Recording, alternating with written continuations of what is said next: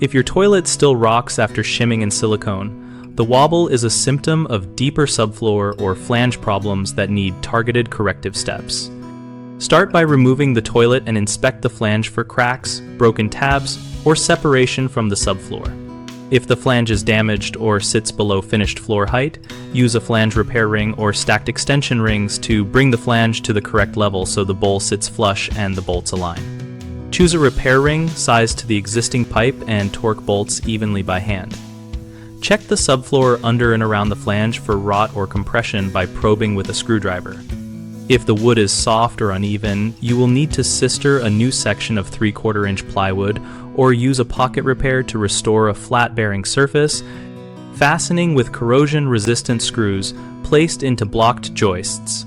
For gaps greater than 1/4 inch between the bowl base and floor, use closed-cell plastic or rubber shims rather than wood so they will not compress over time. Place shims at the bolt locations and opposite points. Tighten the flange bolts gradually while checking level and rocking, then trim excess shim material flush with a utility knife. After the bowl is stable, apply a non-rigid bead of silicone around the base, only after verifying there is no movement.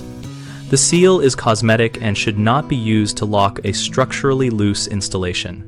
Finally, if flange height and subfloor are correct but movement persists, inspect the closet bolts and nut hardware for wear and replace with new stainless or brass hardware, and use a hardened plastic washer under the nut to spread load without deforming. Common mistakes include relying on silicone to stop movement, which simply masks the problem and fails when structural support is absent.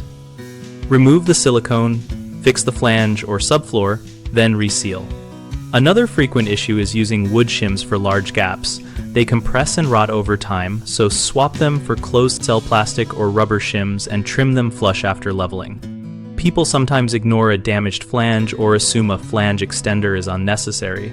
If the flange is cracked or below the finished floor, replace or extend it so the toilet mounts to a solid level plane.